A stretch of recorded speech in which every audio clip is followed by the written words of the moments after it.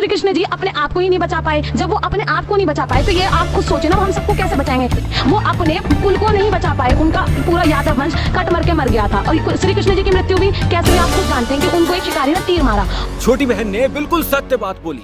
भगवान श्री कृष्ण ने यदुकुल को नहीं बचाया, आपने भगवान श्री कृष्ण स्वयं को नहीं बचा सके तो आपको कैसे बचाएंगे। परंतु यही तो प्रमाणित करता है कि भगवान श्री कृष्ण एक दिव्य शक्ति है। उनका इस धरा पर अवतरण होते ही एक ऐसी माया आरंभ हुई जिसने पूतना से लेके कंस तक का अंत करा दिया। इसने ब्रह्मा जी का अभिमान तोड़कर मल्टीवर्स यूनिवर्स कॉन्सेप्ट हमें समझा दिया। Then think of the galaxies beyond galaxies in infinite space, each a lotus, with the Brahma sitting on it, opening his eyes, closing his eyes with interest. Narakasura का अंत कर गोपियों को छुड़ाया।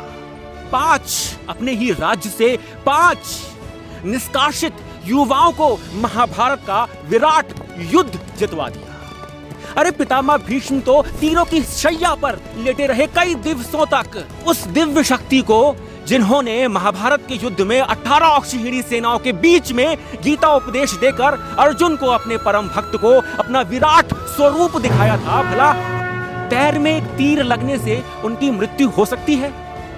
मैं अन्य किसी धर्मों के बारे में तो जानता नहीं हूं, परंतु हमारे किसी भी भगवान को किसी और व्यक्ति ने नहीं मारा। हमारे भगवान ने स्वयं ही अपने देह का त्याग किया। क्यों हमारे भगवान अपने देह का त्याग करके इस धरा से क्यों चले गए? इसका उत्तर तो भगवान श्री कृष्ण ने स्वयं गीता में दिया है। जब जब धर्म को हानि होती है, जब जब अधर्म में वृद्धि होती है, तब तब सत्पुरुषों के उद्धार के लिए, अधर्मियों के विनाश के लिए और धर्म की पुनः स्थापना के लिए मैं ही जन्म लेता।